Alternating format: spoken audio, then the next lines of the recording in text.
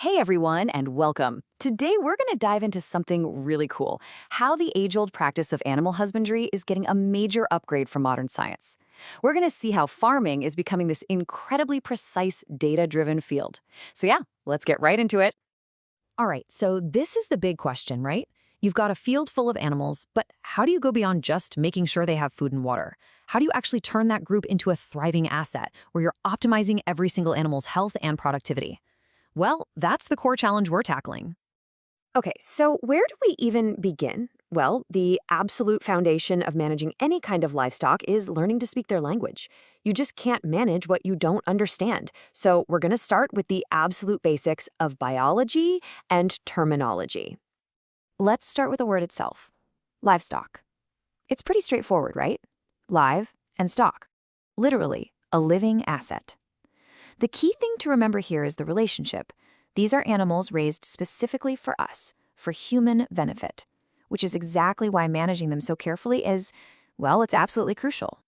And this is where it gets really interesting, because this is the first tool every good manager needs, a common language. Doesn't matter if you're a vet, a farmer, or a researcher. When you call cattle bovine or sheep ovine, you're using a universal, scientific shorthand. It's really the first step in treating farming as a true science. And here we go. You can think of this as our blueprint. Now, this diagram is so much more than just an anatomy lesson. Knowing the difference between the point of shoulder and the pin bone, or knowing exactly where the heart girth is located, that's essential. These aren't just vocabulary words, they're landmarks for checking on an animal's health, its condition, and as we're about to see, even its weight. So once you know the anatomy, what's next? You can start to measure.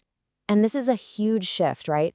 We're moving away from just guesswork, that cow looks healthy, to hard, objective data that can actually guide our decisions. You can think of an animal's weight as one of its most important vital signs, just like for us. It tells you if a young animal is growing the way it should or if a sudden drop in weight might signal an illness. But it's also a huge economic indicator. Tracking weight helps optimize feed costs, which, by the way, are usually a farm's biggest expense, and it ultimately determines the market value of that animal. But hang on, how are you supposed to weigh a 1,000-pound animal? I mean, it's not like most people have a giant scale just lying around, right? Well, it turns out you can use those anatomical points we just learned. The process itself is surprisingly simple. Get the animal standing straight, and then you just take 2 key measurements with a tape measure. That's it. And this is where the magic really happens. You take those 2 simple measurements and plug them into a formula, like this one for cattle. Now, I know it might look a little intimidating at first, but it's an incredibly clever way to transform inches into pounds. You get a reliable weight estimate you can track over time, all without needing any expensive equipment. It's a perfect example of science in action right there on the farm. So to see exactly where those numbers come from, we just map them right back onto our blueprint here. See that? The heart girth is measured just behind the shoulders, and the length runs all the way from the point of shoulder to the pin bone. This is how that abstract formula connects directly to the real physical animal. All right, so we know the animal, and we can measure it. But wait, if you have 100 cows that all look kind of similar, how do you know which measurement belongs to which one? That brings us to our next critical step, giving each and every one a unique identity.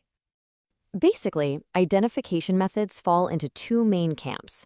You've got your permanent methods, things like a tattoo or a brand, which are there for the animal's entire life. And then you have non-permanent methods, like a simple plastic ear tag. They're great for short-term tracking, but they can get lost. Which one you choose really just depends on your specific needs. And here are some of those classic old-school tools of the trade: ear-notching pliers and simple plastic ear tags. I mean, they're practical, they're low cost, and they just work.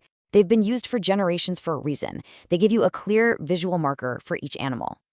Now let's jump from the traditional to the high-tech. This diagram shows how a biochip works. A handheld reader sends out a little radio signal which powers up a tiny chip that's been implanted. That chip then sends back its unique ID number. The huge advantage here is speed and accuracy. There's no way to misread a tag or a number. It's fast, it's error-proof, and it makes getting data into your system completely seamless. Okay, deep breath.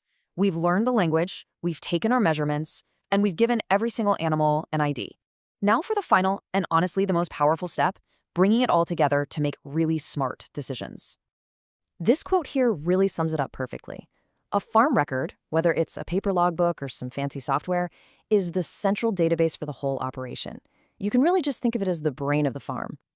And just look at the level of detail we're talking about. It's not just one big record, it's a whole collection of them.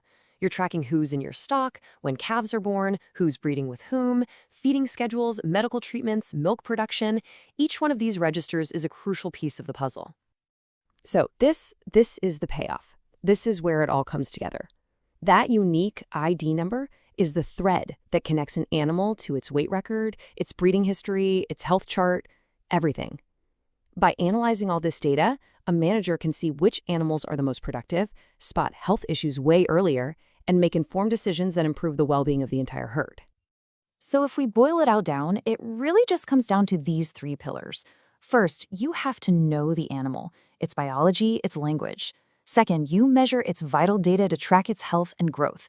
And third, you manage the entire herd using that data through systematic records. Know, measure, manage. That's it. That's the science of turning an animal into a well-cared-for asset. And that leaves us with one final thought to chew on. I mean, we've gone from simple notches in an ear to biochips that talk to computers. As technology keeps evolving, with things like real-time health monitoring and automated data collection, what new levels of understanding are we going to unlock? The farmer's logbook of tomorrow might look completely different from anything we can imagine today. Thanks so much for watching.